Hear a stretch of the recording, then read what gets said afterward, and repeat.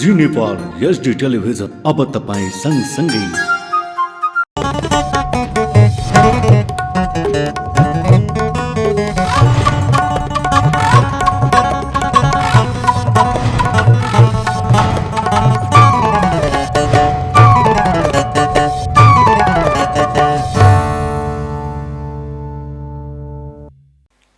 नमस्कार, जी नेपाल न्यूजमा यहाँलाई स्वागत छ। म खेमा जोशी। सुरु गरौं प्रमुख समाचारका शीर्षकहरूबाट। भ्रष्टाचार विरुद्ध अनुसन्धानको कार्यालय थप तीव्रता पाउने प्रधानमन्त्री दाहालको भनाई। भ्रष्टाचार विरुद्धका अनुसन्धान र कारबाही नरोकिने उल्लेख। सांसद र संसदको भूमिकालाई जनता समक्ष पुर्याउन संसदीय पत्रकारको भूमिका महत्त्वपूर्ण रहेको सभामुख घिमिरेको भनाई। आगामी दिनमा पनि सहकार्य जारी रहने उल्लेख। सत्ता गठबन्धन फेर्ने कुरा हल्ला मात्रै भएको अर्थमन्त्री महतको भनाई। सत्ता गठबन्धन निश्चित लक्ष्य लिएर अगाडि बढेको जिकिर। अफ्रिकी देश केन्यामा लरी दुर्घटना हुँदा 48 जनाको मृत्यु, 30 जना भन्दा धेरै घाइते। र 16 वर्ष मुनिको एन्फा लिग असार 30 गतेदेखि सुरु हुने। लिगको खेल तालिका असार 25 मा सार्वजनिक गरिने। अब समाचार विस्तारमा। प्रधानमन्त्री पुष्पकमल दाहाल प्रचण्डले भ्रष्टाचार विरुद्ध अनुसन्धानको कार्यालय थप तीव्रता पाउने बताउनु भएको छ। आज पोखरामा सञ्चारकर्मीहरूसँग अन्तर्क्रिया गर्दै प्रधानमन्त्रीले कुनै पनि प्रभाव र दबावमा भ्रष्टाचार विरुद्धका अनुसन्धान र कारबाही नरोकिने बताउनु भएको हो। नक्कली भुटानी शरणार्थी प्रकरण होस् वा ललिता निवास प्रकरण, यसमा सरकार दृढताका साथ अगाडि बढेको र थप तीव्रताका साथ अघि बढ्ने प्रधानमन्त्रीको दाबी छ। भ्रष्टाचार देशको विकराल समस्या बन्दै गएकोले यसलाई हटाउन आफूले निकै मेहनत गरिरहेको प्रधानमन्त्री दाहालको भनाइ छ। अनुसन्धानमा प्रहरलाई निष्पक्ष ढङ्गले काम गर्न दिएको र आवश्यक सहजीकरण भइरहेको प्रधानमन्त्री दाहालले बताउनु भयो। फरक प्रसङ्गमा उहाँले धराशयी हुने चिन्ताबाट अर्थतन्त्र लयमा फर्किएको बताउनु भयो। आफ्नो भारत भ्रमण निकै सफल भएको दावी गर्दै दाहालले छिट्टै चीन भ्रमण पनि हुने र त्यसको तयारी भइरहेको जानकारी दिनुभयो। उहाँले गठबन्धनको सरकार 5 वर्ष चल्ने दावी गर्दै यो गठबन्धनलाई कसैले तोड्न नसक्ने दावी गर्नुभयो। प्रतिनिधि सभाका सभामुख देवराज घिमिरेले सांसद र संसदको भूमिकालाई जनता समक्ष पुर्याउन संसदीय पत्रकारको भूमिका महत्त्वपूर्ण भएको बताउनु भएको छ। शनिबार काठमाडौँमा संसदीय मामिला पत्रकार समाजको 8औं अधिवेशनको उद्घाटन गर्दै सभामुख घिमिरेले जनप्रतिनिधिका विषय जस्ताको त्यस्तै जनतामा पुर्याउने काम महत्त्वपूर्ण हुने बताउनु भयो। उहाँले सञ्चार माध्यमसँग आगामी दिनमा पनि सहकार्य जारी रहने स्पष्ट पार्नुभयो। उहाँले संसदलाई गरिमामय बनाउनका लागि पनि सञ्चार माध्यमले आवश्यक भूमिका निर्वाह गर्नुपर्ने बताउनुभयो। आफ्नै नारीमा हेरेर अथवा आफ्नै कानमा सुनेर हिँडिरहँदा काम गरिरहँदाखेरि पनि लगभग यो मिडियाको माध्यमबाट, खास गरी इलेक्ट्रोनिक मिडियाको माध्यमबाट धेरै कुराहरू थाहा पाउनेछन् र नेपाल पनि थोर त्यसमा अगाडि बढिरहेको छ र नयाँ पिँढी त त्यसमा धेरै अभ्यस्त पनि भएर आइरहेको छ र विकास भइरहेको छ। त्यसलाई चाहिने ऐन कानुनहरूको आवश्यकता महसुस भएर मिडियासँग सम्बन्धित, खास गरी इलेक्ट्रोनिक मिडियासँग सम्बन्धित ऐन कानुनहरू बनाउने पनि प्रक्रियामा छ। यस्तो बेलामा मेरो देखाइमा हिजोको भन्दा सञ्चारको अलिकति भूमिका फरक हुन्छ कि त्यसरी जानुपर्छ कि भन्ने लाग्छ। त्यो यसमानेमा कि हिजो यहाँ भएको कुराहरूलाई बाहिर सम्प्रेषण गर्ने नै मुख्य गरिकन पत्रकारहरूको, त्यसमा पनि पत्रकारिता पनि लिखित रूपबाट आदिबाट जान्थ्यो भने अहिले त्यो सबै देख्छ। तर अलि यसको विश्लेषण चाहिँ ठिक ढङ्गको विश्लेषण जानु जरुरी छ। हिजो पत्रकारको महत्त्वपूर्ण भूमिकाले नै समाजमा राजनीतिक परिवर्तन भएर आयो। यसमा यथार्थमा भन्दाखेरि पत्रकारहरूको भूमिका धेरै महत्त्वपूर्ण छ। मैले यति मात्रै भन्छु। परिवर्तन पछाडि खास गरिकन जनताको प्रतिनिधि संस्था अथवा जनताको सर्वोच्च निकाय संसदलाई गरिमायुक्त बनाउनको लागि, संसद राष्ट्रपति जिम्मेदार बनाउनको लागि, सांसदहरूका गतिविधिहरूलाई प्रभावकारी बनाउनको लागि र संसदले खेलेका कामहरूलाई, ठिक कामहरूलाई अझ प्रोत्साहित गर्नको लागि, प्रचार गर्नको लागि गलत कामहरूलाई ठिक ठाउँमा करेक्सनहरू गरेर यसप्रति निराशा र टिप्पणी भन्दा पनि यसप्रति आशा र भरोसा विकास गर्नको लागि चाहिँ विश्लेषणात्मक समाचारको जरुरी हो भन्ने मलाई लाग्छ। कार्यक्रममा राष्ट्रिय सभाका अध्यक्ष गणेश प्रसाद तिमिल सिन्हाले संसदीय मामिलाका समाचार सम्प्रेषण गर्ने समाजको भूमिका महत्त्वपूर्ण रहेको बताउनुभयो। उहाँले मिडिया काउन्सिल विधेयक धेरै मेहनत गरेर तयार गर्दा राम्रो बनेको तर प्रतिनिधि सभामा गएर अघि बढ्न नसकेको बताउनुभयो। भनेको संसदमा यसको ऐनाको रूपमा संसदलाई प्रष्ट जनताले र अन्तर्राष्ट्रिय जगतले पनि हेर्ने भनेको पत्रकार मार्फत हो।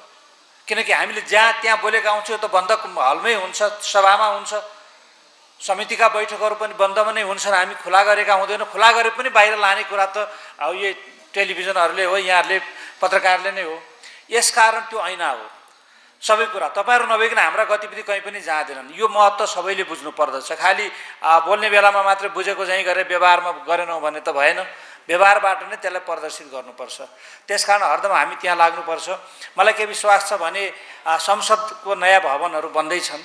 त्यो निर्माणसँगै मैले सुरुदेखिबाट त्यहाँ गएर त्यो निर्माणका चरणमा हामी त्यहाँ हेर्दै भन्दै जाँदा त्यसका आवश्यकता के छन्, कसरी डिजाइन गरियो बनाइयो भन्दा अब मिडियालाई अलि राम्रो मिडिया फ्रेन्डली बनाउनुपर्छ र त्यहाँ सहज पहुँच उहाँहरूका सुविधाहरू हुने गरिकन सबै खालका फोटो पत्रकारिता होला, छापा पत्रकारिता होला, टेलिभिजनहरू यो सबै अनलाइनको के हुनसक्छ त्यो भएकोलाई राम्रो सुविधाका साथ कुनै अपमान पनि नहुने र सहज ढङ्गले त्यहाँको सबै चिजहरू शब्द चित्र सबै कुराहरू राम्रोसँग आउने गरिकन त्यो खालको व्यवस्था भइदियो भने त्यसले संसदको प्रभावकारितालाई अगाडि बढाउँछ र संसदलाई आम नागरिकसँग, देशवासीसँग र विदेशसँग सबैसँग जोड्न सक्छ। सभामुखले अध्यक्षले के गर्यो, अरू मन्त्रीले के गर्यो, यता के गर्यो भन्ने कुरा खोजी नभएको पनि लेखाउन हिँड्ने, तर विधेयक कहाँ गयो, किन थन्कियो, किन आएन, त्यसले के गर्यो, त्यसको असर भन्ने भएर नआउने, अनि संसदीय मामिला कस्तो हुन्छ त्यसो हुँदा।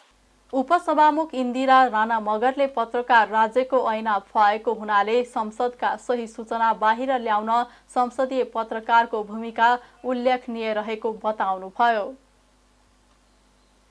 अर्थमन्त्री एवं नेपाली कांग्रेसका प्रवक्ता डाक्टर प्रकाश शरण महतले सत्ता गठबन्धन फेर्ने कुरा हल्ला मात्रै भएको बताउनु भएको छ। प्रेस युनियन कास्कीले शनिबार पोखरामा आयोजना गरेको पत्रकार सम्मेलनमा महतले गठबन्धन फेर्ने कुरा अफवाह मात्र भएको बताउनु भएको हो। उहाँले संसदमा सबै दलका नेताहरू भेट हुने र छलफल गर्नु सामान्य भएको बताउनुभयो। गठबन्धन फेर्ने भन्ने कुरा सबै अफवाह र भ्रम भएको भन्दै सत्ता गठबन्धन निश्चित लक्ष्य लिएर अगाडि बढेको उहाँको भनाइ छ। मन्त्री महतले नयाँ बजेटले देशको अर्थतन्त्र फरक उचाइमा पुग्ने बताउनुभयो। अहिले वैदेशिक मुद्राको सञ्चिति धेरै भएको, पर्यटन फस्टाउन थालेको भन्दै नयाँ बजेटले अर्थतन्त्र चलायमान बनाउन सहयोग पुग्ने उहाँले बताउनुभयो। तर पुँजीगत बजेट साँघुरिँदै गएकोमा उहाँले चिन्ता व्यक्त गर्नुभयो। यस्तै आगामी वर्ष आन्तरिक आम्दानी बढाउने र वैदेशिक लगानी परिचालनमा जोड दिने उहाँको भनाइ छ। नेपाली कांग्रेसका महामन्त्री गगन थापाले पार्टीको नीति अधिवेशनबाट चुनावी गठबन्धनका विषयमा स्पष्ट पार्नुपर्ने बताउनु भएको छ। नेपाली कांग्रेस दोलखा काठमाडौँ सम्पर्क समितिको सम्मेलनलाई शनिबार काठमाडौँमा सम्बोधन गर्दै महामन्त्री थापाले कांग्रेस सत्ताका लागि जे पनि गर्ने भनेर छाप परेको भन्दै यसलाई परिवर्तन गर्नका लागि नीति अधिवेशनबाट चुनावी गठबन्धनका विषयमा स्पष्ट पार्नुपर्ने बताउनु भएको हो। उहाँले चुनाव पछिको गठबन्धन स्वाभाविक भए पनि चुनाव अघिको गठबन्धनका कारण कांग्रेस कमजोर बन्दै गएको धारणा राख्नुभयो। थापाले स्थानीय लगायत सबै निर्वाचन हुनुभन्दा 6 महिना अघि नै सम्बन्धित भेला बोलाएर आफ्नो उम्मेद्वार छान्ने अधिकार विधानमा नै उल्लेख गर्नुपर्ने बताउनुभयो। उहाँले पार्टीको मुख्य कुरा नेतृत्व भएको भन्दै नेतृत्वले सही निर्णय लिन नसक्दा त्यसको असर समग्र रूपमा पार्टीमा पर्ने जिकिर गर्नुभयो। कांग्रेसको सदस्यताको बारेमा खुला छलफल गरौँ, सदस्यतालाई कहाँनिर बिग्रिन्छ त्यो बिग्रिने कुरालाई रोकौँ। तर जस्तो 2084 सालको वैशाखमा स्थानीय निर्वाचन हुन्छ, विधानमै के व्यवस्था गरौँ भने स्थानीय निर्वाचन हुनुभन्दा 6 महिना अगाडि सम्बन्धित तहले भेला बोलाउनेछ, उक्त भेलाबाट सक्छ सर्वसम्मत भएर, सक्दैन भने गोप्य मतदानबाट उक्त भेलाले आफूहरू मध्येबाट को उम्मेदवार बन्ने भन्ने कुरा छान्ने छ भनेर जुन तहको चुनाव हो त्यही तहको सदस्यहरूलाई उम्मेदवार छान्ने अधिकार दिउँ। त्यसो गरेन भनेदेखि भने हेर्नुहोस् त यो अन्याय हेर्नुहोस्, तपाईँले दाइलाई टिकट बाँड्ने अधिकार दिनुभयो भने दाइले कसलाई छान्छ? भाउजूलाई छान्छ, अरूलाई छान्दै छान्छ। स्वाभाविक हेर्नुहोस्, त्यो दाइ को छोड्नुहोस् न, दाइ कहिले म होला कहिले अर्को होला, दाइ फेरिन्छ, दाइ अनुसार भाउजू पनि फेरिन्छ, तर दाइले भाउजू छान्छ। जब तपाईँ आफ्नो हात जगन्नाथ आफ्नो हातमा मैले यसो कलम लिएर बोकेर बसेर यसलाई दिउँ कि यसलाई दिउँ, यसलाई दिउँ कि यसलाई दिउँ, यसो यसलाई दिउँ, यसो हेरेर ल यसलाई भनेर टिकट दिन पाउने अधिकार दिएर पठाइदिइसकेपछि पावर करप्ट्स भन्छ नि, शक्तिले जहिले पनि मान्छेलाई भ्रष्ट बनाउँछ। हेर्नुहोस्, यस्तो अधिकार दिनुहुन्न। यसलाई डेमोक्रेटाइज गर्ने भनेको तल ल्याउनु पर्छ, तल सार्नुपर्छ। त्यसले उम्मेदवार दिने कुरा अब मञ्चबाट खोसेर कहाँ लानु पऱ्यो? तल लानु पऱ्यो, जतिसक्यो तल बाँड्नु पऱ्यो, जतिसक्यो तल पुर्याउनु पऱ्यो। यो विषयमा अलिकति काम गरौँ भन्ने लाग्छ। र अन्तिम कुरा भनेको हेर्नुहोस्, पार्टीको मुख्य कुरा भनेको लिडरसिप नै। हेर्नुहोस्, नेपाली कांग्रेस पार्टीको तपाईँलाई मैले 48 सालमा कांग्रेसले किन त्यति धेरै मत ल्याए थाहा छ? त्यो मत ल्याउनुको धेरै कारणमध्ये एउटा कारण भनेको देशभरि जुनसुकै जिल्लामा गयो भने पनि त्यो जिल्लामा सबैभन्दा ठुलो पोलिटिकल मोरालिटी अर्थात् राजनीतिक नैतिकताको कसीमा सबैभन्दा उज्यालो, सबैभन्दा खरो, सबैभन्दा अग्लो, सबैभन्दा सफा मान्छे को थियो भन्दा कांग्रेसको मान्छे थियो। जुन जिल्लामा लानुहोस्, दोलखा भीमबहादुर तामाङ, ओखलढुङ्गा बलबहादुर राई, सोलुखुम्बु बलबहादुर केसी, अर्घाखाँची धुनीराज शास्त्री, तपाईँ नाम लिनुहोस् ल। तपाईँ मलाई 75 जिल्लामा आँखा चिम्म गरेर भन्नुभयो भने तपाईँले खर्र तपाईँले 50 जिल्लाको नाम भन्न सक्नुहुन्छ। 50 जिल्लामा त्यो बेलामा त्यो उमेर छोडिदिनुहोस्, बलबहादुर राई बुढा हुनुहुन्थ्यो, बलबहादुर केसी तन्नेरी हुनुहुन्थ्यो। ओखलढुङ्गा र सोलु जोडिएको जिल्ला हो, तर सोलुखुम्बुमा राजनीतिक नैतिकता, राजनीतिक योग्यता, क्षमता जे भनौँ त्यसमा सबैभन्दा अग्लो मान्छे को थियो? बलबहादुर केसी थियो। ओखलढुङ्गामा को थियो? बलबहादुर राई थियो। प्रत्येक जिल्लामा सबैभन्दा तगडा नेतृत्व कसको थियो? कांग्रेसको थियो। त्यो नेता हेरेरै मान्छे आइहाल्छ, नेतासँग त्यति ठुलो भरोसा हुन्छ। आजको दिनमा नेपाली कांग्रेस पार्टीभित्र इमान्दारितापूर्वक भन्दै गर्दाखेरि हामीले त्यो अवस्था बनाउन सकिरहेका छौँ कि छैनौँ त? हामी बनाउन सकिरहेका छैनौँ। कहाँ क्षयीकरण भयो त? यसका बारेमा छलफल हो। यसका बारेमा अघि नै यहाँ सायद कुन्दनजीले पनि चर्चा गर्नुभयो, अरू साथीले पनि चर्चा गर्नुभयो। व्यक्तिको बारेमा नजाउँ, तर एउटा कुरा त सबैले मान्नु पर्यो नि, संसारमा त्यस्तो कुनै एउटा देश मलाई बताइदिनुहोस् जुन देशमा व्यक्ति एउटा नेता 5 पटक 6 पटक प्रधानमन्त्री भएको देश मलाई कसैले बताइदिनुहोस् ल। कहीँ हुँदैन, कुनै डेमोक्रेसीमा हुँदैन। नेपालमा किन आज पुरानो पार्टी सङ्कटमा परेका छन् थाहा छ? कांग्रेस, एमाले, माओवादी सबै पार्टी एकसाथ सङ्कटमा पर्नुको थुप्रै कारणमध्येको मूल कारण भनेको यो पार्टीको नेता, खास गरिकन पार्टीहरू जमेको पोखरी जस्तो भयो। कुनै व्यक्तिको दोष होइन। तर यस्तो कहीँ हुन्छ? 20 वर्षदेखि 25 वर्षदेखि 30 वर्षदेखि नेता नबदल्ने पार्टी कुनै पनि हुँदैन। सबै ठाउँमा हुन्छ यो डेमोक्रेसीमा। तपाईँ जहाँ कि त के हुन्छ, लगातार चुनाव जितेको हुन्छ। पार्टीहरू यसरी बन्दैन। त्यो पार्टीमा एउटा पोलिटिकल एक्जिट अर्थात् हामी जसरी अहिले इन्ट्री गऱ्यौँ कोठाबाट, यत्रो मान्छे छौँ, अर्को ढोकाबाट एक्जिट गरेन भने त यहाँ जाम भइहाल्छ। उहाँले कांग्रेस बदल्न प्रत्येक सदस्य बदलिन तयार हुनुपर्ने भन्दै आफू बदलिएर देश बदल्ने अभियानमा जुट्न आह्वान गर्नुभयो। नेकपा एकीकृत समाजवादीका अध्यक्ष माधव कुमार नेपालले समाजवादी मोर्चा संविधान र गणतन्त्र विरुद्ध फुर्ती गर्नेका विरुद्ध भएको बताउनु भएको छ। शनिबार काठमाडौँमा नेपाल नेवा राष्ट्रिय संघ समाजवादीको प्रथम बागमती प्रदेश कमिटी भेला उद्घाटन गर्दै अध्यक्ष नेपालले अहिलेको मुलुकको परिवर्तन विरुद्ध सलबलाइरहेको भन्दै त्यसको विरुद्ध समाजवादी मोर्चा केन्द्रित हुने बताउनु भएको हो। उहाँले मुलुकको परिवर्तनलाई अघि बढाउन चाहनेहरूलाई सँगसँगै लिएर अघि बढ्ने धारणा राख्नुभयो। समाजवादी मोर्चाको बैठक आयोजना गर्ने तयारी भइरहेको भन्दै बैठक मार्फत आगामी कार्यदिशा र कार्यक्रम तय गर्ने उहाँले बताउनुभयो। उहाँले समाजवादी मोर्चा कसैलाई एक्ल्याउनका लागि नभएको धारणा राख्नुभयो। 7वटा प्रदेशमा हामी सरकारमा सहभागी बन्ने अवस्था विद्यमान छ। केही प्रदेशमा हाम्रा मन्त्रीहरू छँदै हुनुहुन्छ, अन्त पनि हामीले मन्त्री बनाउनु पर्ने स्थिति छ। यी सबै सन्दर्भमा पनि हामी गठबन्धन दलको बैठक पनि समय समयमा गर्ने गरेका छौँ। अब समाजवादी मोर्चाको पनि बैठक हामीले आयोजना गर्ने कुरा सोचिरहेका छौँ र यसै सन्दर्भमा त्यसको कार्यक्रम के बनाउने, उसको सिँगै कार्यक्रम पनि कस्तो हुने र गतिविधिका कार्यक्रमहरू पनि कहाँ कहाँ गर्ने, त्यसको संरचनागत व्यवस्था पनि कस्तो कस्तो गर्ने, यी सबै विषयमा पनि छलफल चलाइरहेका छौँ। कसैलाई लागेको छ यो मोर्चा बनाएपछि हाम्रो अस्तित्व सकिन्छ, कसैलाई लागेको छ यो मोर्चा नबनाए राम्रो हुन्थ्यो, कसैलाई लागेको छ यो मोर्चा बनाएर हामी दनदनाएर अगाडि बढ्नु पर्दछ। मोर्चामा हामी आज पहिलो पटक सामेल भएका होइनौँ। 2046 सालमा पनि मोर्चा बनाउने कुरामा हामीले नै पहल गरेका हौँ।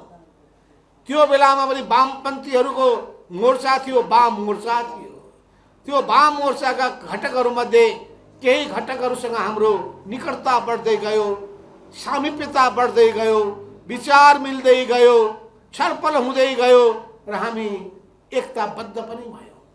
सबै भएन, जो मिल्न सक्ने भए उनीहरू एकताबद्ध भए, अरूहरू आफ्नो आफ्नो हिसाबले चलिरहे।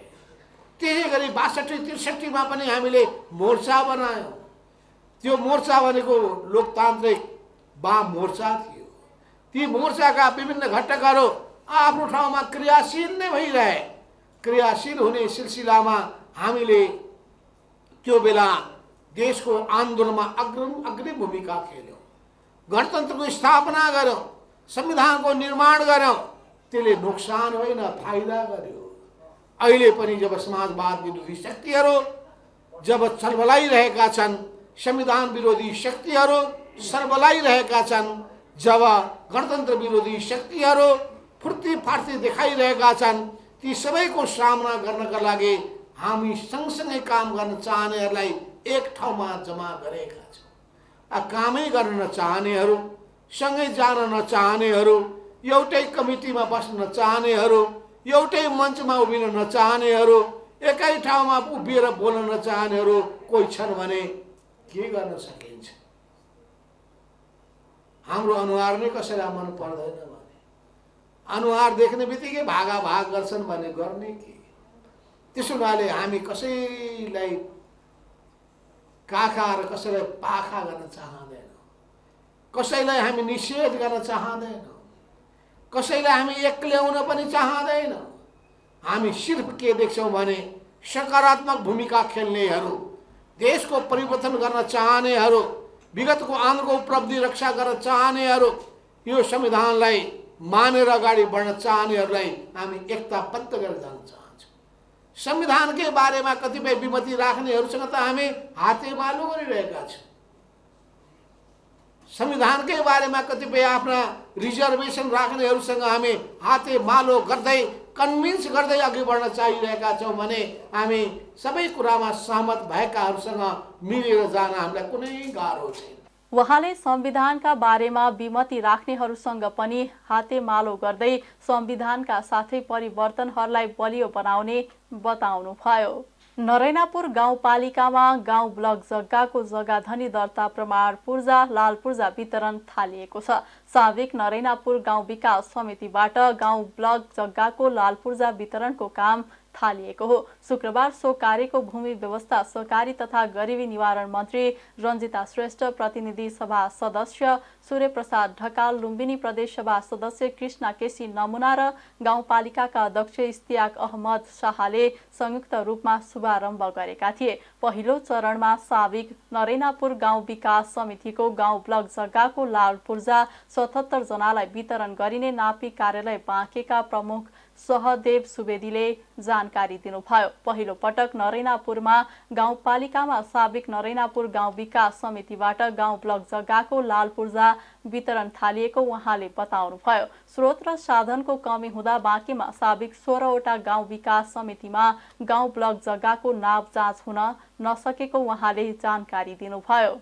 आफूहरूलाई स्रोत र साधनको समस्या हुँदा काम गर्न गाह्रो समेत भइरहेको कार्यालय प्रमुख सुवेदीले बताउनुभयो। नरैनापुरमा समेत क्रमशः गाउँ ब्लकका जग्गा नाप जाँच गरेर लाल पूर्जा दिइने उहाँले जानकारी दिनुभयो। कार्यक्रममा प्रतिनिधि सभा सदस्य ढकाल, प्रदेश सभा सदस्य नमुना र गाउँपालिकाका अध्यक्ष शाहले तत्काल नरैनापुरमा इलाका प्रशासन नापी र मालपोत कार्यालय स्थापनाका लागि पहल थाल्न मन्त्री श्रेष्ठलाई आग्रह गरेका थिए। स्वाभाविक अन्य गाउँ विकास समितिमा गाउँ ब्लकका जग्गा नापजाँच गरेर लाल पूर्जा दिनुपर्नेमा उनीहरूले जोड दिएका थिए। बारबर्दिया नगरपालिकाले नगरभित्रका सामुदायिक विद्यालयलाई आफू खुसी कुनै पनि शुल्क नलिन निर्देशन दिएको छ। आधारभूत तह अनिवार्य तथा निशुल्क र माध्यमिक तह 1 देखि 10 कक्षासम्म निशुल्क घोषणा गरिएको स्मरण गराउँदै पालिकाले एक सूचना निकालेर कुनै पनि शुल्क नलिन निर्देशन दिएको हो। अनिवार्य तथा निशुल्क शिक्षा सम्बन्धी ऐन 2075 र अनिवार्य तथा निशुल्क शिक्षा सम्बन्धी नियमावली 2077 मा उल्लेख भए बमोजिम विद्यार्थी भर्ना शुल्क, मासिक पढाइ शुल्क, कुनै पनि किसिमका परीक्षा शुल्क, पाठ्य पुस्तक शुल्क नलिन निर्देशन दिएको छ। त्यस्तै अपाङ्गता भएका बालबालिकाका लागि पाठ्य सामग्री शुल्क, पूर्वाधार निर्माण शुल्क, अतिरिक्त क्रियाकलाप सञ्चालन शुल्क, खेलकुद शुल्क, विज्ञान प्रयोगशाला शुल्क र कम्प्युटर ल्याब शुल्क आदिका नाममा शुल्क नलिन निर्देशन दिएको शिक्षा, युवा तथा खेलकुद विकास शाखा प्रमुख टीकानाथ गोसाईले जानकारी दिनुभयो। पालिकाले आर्थिक वर्ष 2080-81 मा समेत सशर्त अनुदानतर्फ 26 करोड 20 लाख र आन्तरिक स्रोततर्फ शिक्षा, युवा तथा खेलकुद शाखा मार्फत खर्च हुने गरी 6 करोड 20 लाख रुपैयाँ बजेट विनियोजन गरेको छ। हरेक वर्ष कुल बजेटको 28 देखि 32% सम्म शिक्षा क्षेत्रमा विनियोजन गर्दै आएको सो पालिकाले जनाएको छ। पालिकाबाट जारी निर्देशन विपरीत कोही कसैले शुल्क लिएको पाएमा प्रचलित कानुन बमोजिम कारबाहीको चेतावनी दिएको छ। बाँकेको नेपालगञ्जमा चार्ज गर्न मिल्ने ई-स्कुटर भित्राइएको छ। नेपालगञ्जको सुर्खेत रोडमा रहेको ललिता इजी मार्ट सप्लायर्सले चार्ज गर्न मिल्ने स्कुटर भित्राएको छ। शुक्रबार आधिकारिक रूपमा सञ्चालनमा आएको उक्त सोरुमको उद्घाटन नेपालगञ्ज उपमहानगरपालिकाका नगर प्रमुख प्रशान्त विष्टले गर्नुभएको थियो। पछिल्लो पटक नेपालमा ई-स्कुटर र ई-गाडीहरू आयात हुन थालेका छन्। सप्लायर्सको उद्घाटन गर्दै नेपालगञ्जमा वातावरण मैत्री साधनहरू भित्रनु राम्रो भएको नेपालगञ्ज उपमहानगरपालिकाका प्रमुख विष्टले बताउनुभयो। सस्तो र भरपर्दो भएको कारण यसले राम्रो बजार लिनेमा आफू ढुक्क भएको स्कुटर सोरुमका सञ्चालक ललित कुमार रौनियारले बताउनुभयो। कार्यक्रममा विद्युतीय स्कुटरका भारतीय डिलरका निर्देशक नितिन गोरीवाले, नेपालगञ्ज उद्योग वाणिज्य सङ्घका पदाधिकारी, प्रजातान्त्रिक उद्योगी व्यवसायी सङ्घका पदाधिकारी तथा सदस्य लगायत विभिन्न उद्योगी तथा व्यवसायीहरूको उपस्थिति रहेको थियो। कोहलपुर स्थित चौराहा नजिकै निर्माण गरिएको लामो दूरीको बस पार्क साउन पहिलो साताबाट सञ्चालनमा आउने भएको छ। पश्चिम नेपालकै सुविधा सम्पन्न बस पार्क साउन पहिलो साताभित्रै औपचारिक रूपमा सञ्चालनमा आउने भएको हो। बस पार्कको संरचना निर्माण भए पनि सटर लगायतका संरचना ठेक्का प्रक्रिया लम्बिँदा केही समय ढिला गरी सञ्चालनमा आउन थालेको कोहलपुर नगरपालिकाले जनाएको छ। लामो दूरीको बस पार्कको समग्र व्यवस्थापनको जिम्मा बागेश्वर यातायात व्यवसायी प्राइभेट लिमिटेड कोहलपुर 11 बाँकेले प्राप्त गरेसँगै बस पार्क सञ्चालनको बाटो खुलेको हो। प्राइभेट लिमिटेडले अब बस पार्क व्यवस्थापनका लागि प्रवेश, टिकट काउन्टर, शौचालय, मर्मत, सम्भार, ब्लक र पार्किङको सम्पूर्ण व्यवस्थापन गर्नेछ। बस पार्कमा व्यापारिक प्रयोजनका लागि 59 वटा सटर छन्। तीमध्ये 4 वटा सटर मात्रै बिक्री हुन बाँकी छन्। बाँकी सटर बिक्री भइसकेका छन्। बागेश्वरी यातायात व्यवसायी प्राइभेट लिमिटेडका अध्यक्ष मन प्रसाद आचार्यका अनुसार बस पार्कको सम्पूर्ण व्यवस्थापनका लागि सैद्धान्तिक सहमति भइसकेको छ। अब सम्झौता मार्फत औपचारिकता दिन मात्रै बाँकी रहेको उहाँले बताउनुभयो। नगरपालिकासँग समन्वय गरेर केही दिनमा औपचारिक रूपमा सम्झौता गरिने उहाँको भनाइ छ।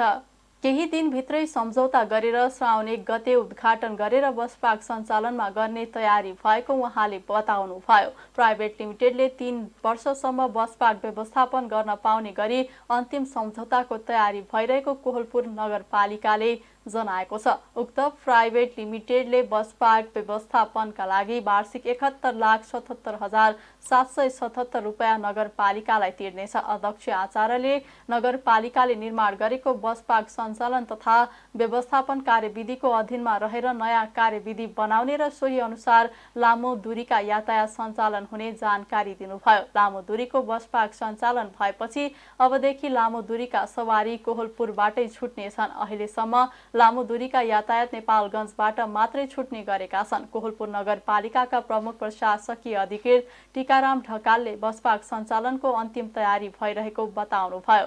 उहाँका अनुसार बागेश्वरीले निर्माण जिम्मा लिने भएको छ। अन्तिम टुङ्गो लगाउन सूचना जारी गरिएको छ। केही दिनमा सम्झौता सम्भव भएमा ढिलोमा साउन पहिलो साताबाटै बसपार्क सञ्चालन हुने उहाँको भनाइ छ। कोहलपुर नगरपालिकाले नगर विकास कोषसँगको ऋण सम्झौतामा लामो दूरीको बसपार्क निर्माण गरेको हो। बसपार्क निर्माणका लागि 60% ऋण लगानी नगर विकास कोषले गरेको छ भने 40% कोहलपुर नगरपालिका आफैले लगानी गरेको छ। नगर विकास कोषलाई वार्षिक 8% ब्याज रकम तिर्ने गरी 20 वर्षका लागि कोषसँग ऋण सम्झौता गरिएको छ।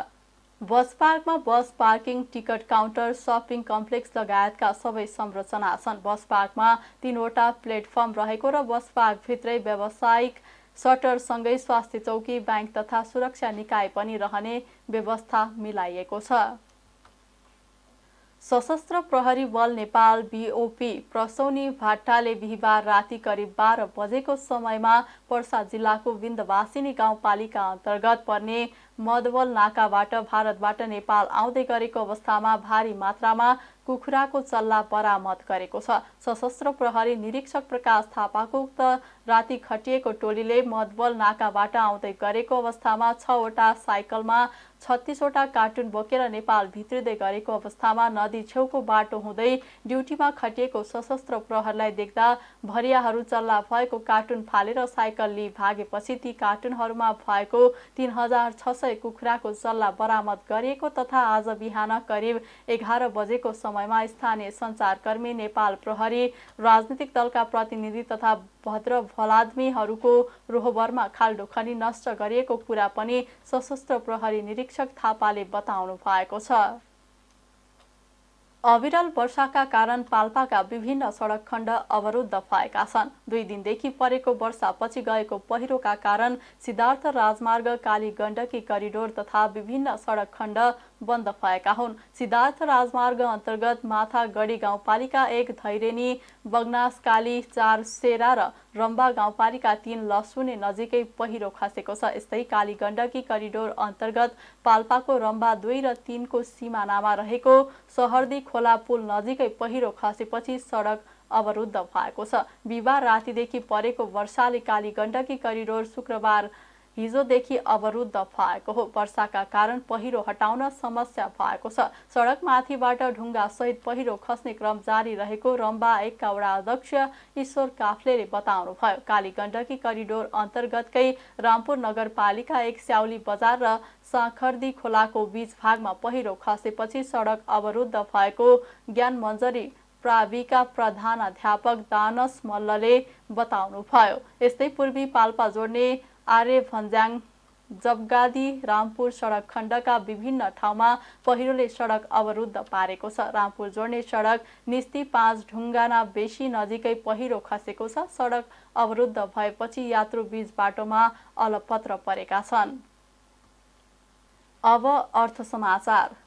चालु आर्थिक वर्ष 2079-80 को 11 महिनाको अवधिमा नेपालबाट 40 करोड 49 लाख रुपैयाँ भन्दा धेरैको यार्सा गुम्बा निर्यात भएको छ। भन्सार विभागको तथ्याङ्क अनुसार श्रावणदेखि जेठ महिनासम्मको अवधिमा उक्त मूल्य बराबरको यार्सा गुम्बा विदेश निर्यात भएको हो। यस अवधिमा नेपालबाट जम्मा 627 किलो यार्सा गुम्बा निर्यात भएको छ। यसको अर्थ प्रति किलो 6 करोड 45 लाख रुपैयाँमा यार्सा गुम्बा विदेशतर्फ निर्यात भइरहेको छ। हाल नेपालबाट विश्वका 1 दर्जन मुलुकमा यार्सा गुम्बा निर्यात भइरहेको छ। सबैभन्दा धेरै हङकङमा 18 करोड 87 लाख रुपैयाँको यार्सा गुम्बा निर्यात भएको विभागको तथ्याङ्कले देखाउँछ।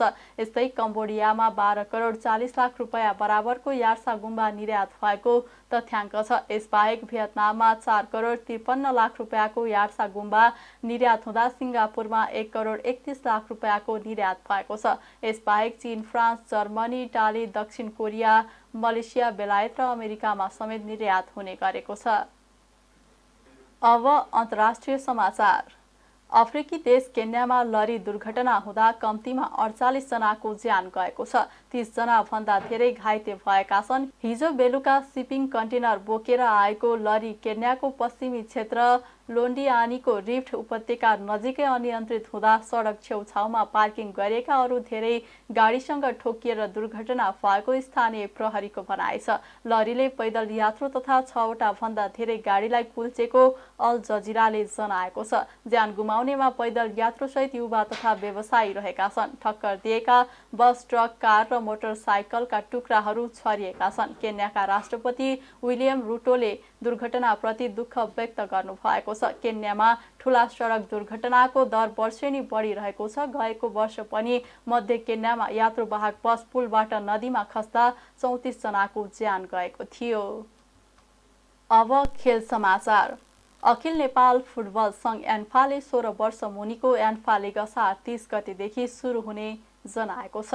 एन्फाले ए डिभिजन लीग क्लबसँगको छलफलपछि लीगको नयाँ मिति तय गरेको हो। यसअघि लीग असार 23 गतेदेखि सुरु हुने बताइएको थियो। क्लबहरूले मङ्गलबारसम्म आफ्ना टोलीहरू दर्ता गर्नुपर्नेछ भने असार 24 गतेसम्म खेलाडी दर्ता गर्नुपर्नेछ।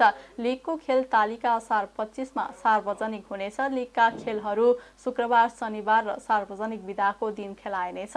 एन्फाले लीगमा सहभागी प्रत्येक क्लबलाई तयारीका लागि 3 लाख रुपैयाँ उपलब्ध गराउने सहमति भएको छ। खेल समाचारसँगै हामी जी नेपाल न्युजको अन्त्यमा आइसकेका छौँ। जाँदा जाँदै प्रमुख समाचारका शीर्षकहरू पुनः एकपटक। भ्रष्टाचार विरुद्ध अनुसन्धानको कार्यालय थप तीव्रता पाउने प्रधानमन्त्री दाहालको भनाई। भ्रष्टाचार विरुद्धका अनुसन्धान र कारबाही नरोकिने उल्लेख। सांसद र संसदको भूमिकालाई जनता समक्ष पुर्याउन संसदीय पत्रकारको भूमिका महत्त्वपूर्ण रहेको सभामुख घिमिरेको भनाई। आगामी दिनमा पनि सहकार्य जारी रहने उल्लेख। सत्ता गठबन्धन फेर्ने कुरा हल्ला मात्रै भएको अर्थमन्त्री महतको भनाई। सत्ता गठबन्धन निश्चित लक्ष्य लिएर अगाडि बढेको जिकिर। अफ्रिकी देश केन्यामा लरी दुर्घटना हुँदा 48 जनाको मृत्यु, 30 जना भन्दा धेरै घाइते। र 16 वर्ष मुनिको एन्फा लीग असार 30 गतेदेखि सुरु हुने। लीगको खेल तालिका असार 25 मा सार्वजनिक गरिने।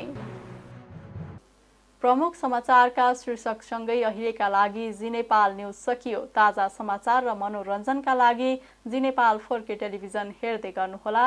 नमस्कार।